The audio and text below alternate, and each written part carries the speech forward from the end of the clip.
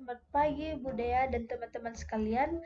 Perkenalkan kami dari kelompok 7 yang akan membahas tentang persebaran agama Islam di Indonesia. Yang beranggotakan saya Seviolin, Maranatha, dan Giel.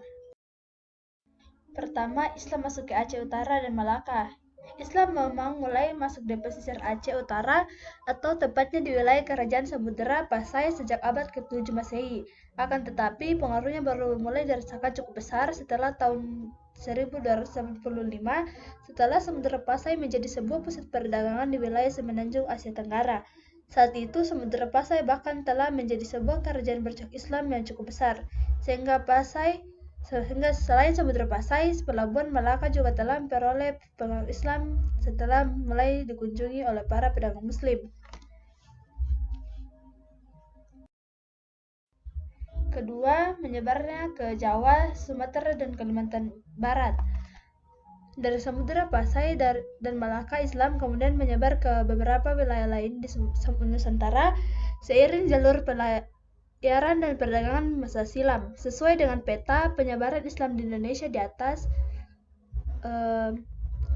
daerah-daerah seperti pesisir utara Jawa, pantai timur Sumatera, dan Kalimantan bagian barat mulai menerima pengaruh Islam sejak abad ke-14, bersamaan dengan memudarnya kekuasaan Majapahit yang berkuasa di Nusantara pada saat itu.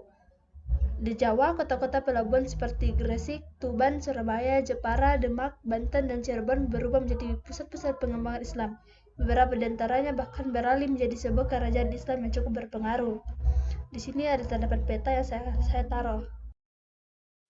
Ketiga, menyebar ke pesisir barat Sumatera. Seiring jatuhnya Malaka ke tangan Portugis di tahun 1511, para pedagang yang awalnya mulai singgah di Malaka sebelum menuju Jawa lewat jalur pantai timur Sumatera menyeberang Selat Sunda sebelum akhirnya sampai di pesisir utara Jawa. Pada masa itu, kota Padang dan Bengkulu lantas mulai menerima pengaruh Islam, utamanya dari para pedagang Muslim Persia. Dari Jawa ke Kalimantan Selatan, Sulawesi, dan Maluku. Pengaruh Islam di pesisir utara Jawa mengalami kemajuan yang signifikan di sekitar abad ke-15.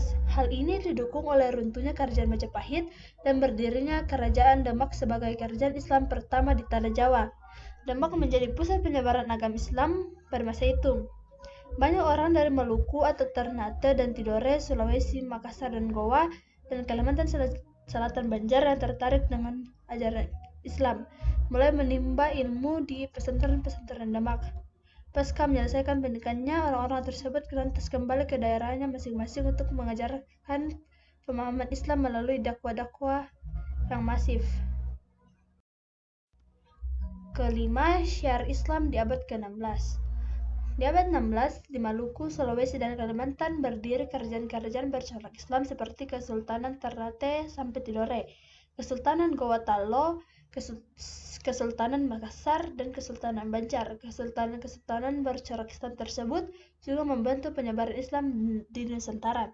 Kesultanan Ternate Tidore menyebarkan Islam ke wilayah sekitar Maluku, Papua, dan Sulawesi Utara. Kesultanan Makassar dan Gorontalo menyebarkan Islam ke wilayah Nusantara Tenggara dan Kalimantan Timur, sementara Kesultanan Banjar menebarkan pengaruh Islam ke pedalaman Kalimantan. Sejak abad ke-16 ini, pengaruh Islam sudah menyebar secara merata ke seluruh wilayah Indonesia. Pengaruh ini berhasil mengubah agama dan kepercayaan nenek moyang kita yang awalnya memeluk Hindu-Buddha ke agama Islam.